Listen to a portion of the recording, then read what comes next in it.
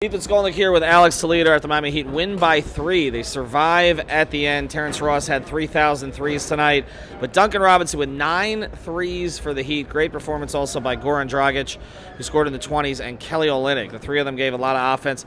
Some questionable moments there at the end. I thought that Jimmy Butler played really, really well in the fourth quarter. He ran the offense. But this habit he has of kind of hijacking the offense at the end of games, are you concerned about this? Because they were certainly concerned on Twitter.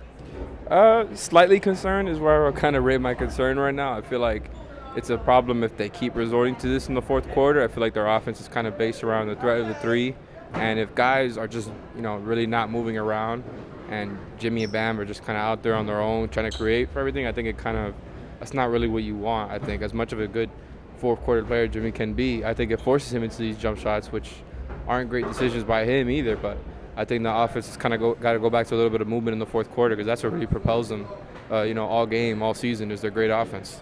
People are going to focus on the defense tonight.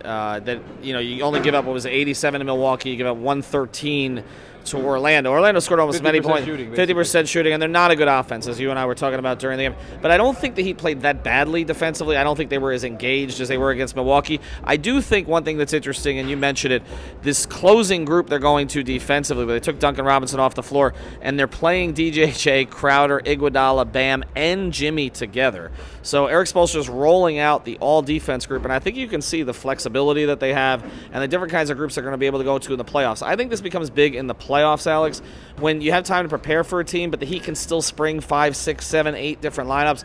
I think Eric is going to experiment a little bit here. The games against Washington, you don't want to lose to Washington again. The game against the Knicks, they got a game against Charlotte. You want to experiment and still win. They did that tonight. They've recovered from the 2 horrible losses that they had, or the 3 horrible losses since the break, and they're still firmly in the 4 seed with a shot at the 3. Boston creeping on Toronto, maybe a shot at the 2. We'll be back talking about this again Friday. They got a road trip, New Orleans, Washington. Check out 5reasonsports.com and, of course, the 5 on the Floor podcast.